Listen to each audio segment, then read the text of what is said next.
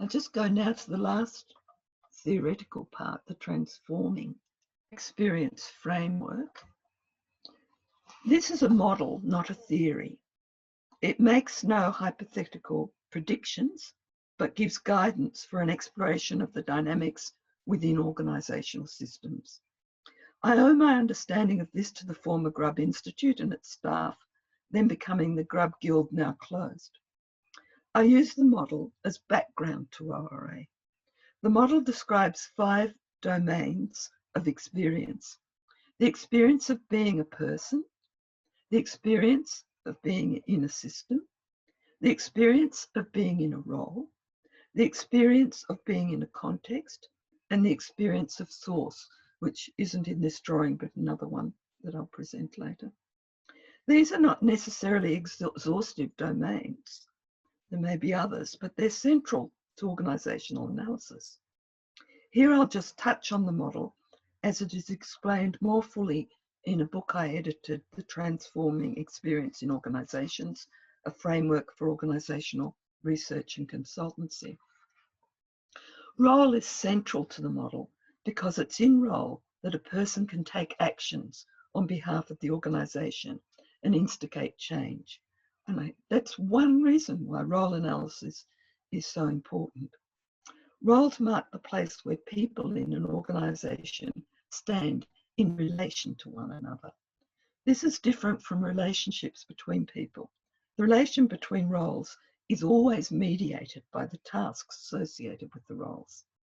One may have quite different experiences as a person and as a person in the role.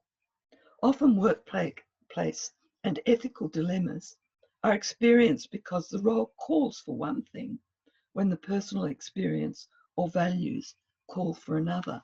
And you may have experiences of this yourself that you can discuss later, where you're torn between your own set of ideas and values and that the role is calling you to do something different. And I think I can think of situations. I've been thinking a lot about, done some work with the fire services and how we talk about people going into situations that call for bravery, and how in your person you may experience a lot of fear and anxiety. But if the role calls you forward to do something on behalf of others, perhaps to save somebody or to save some property, often the call of the role can be quite strong, and people are able to overcome their own personal anxieties. Each of the domains in this puts pressure on the person in their role, and the person in role makes decisions that can influence each of the domains.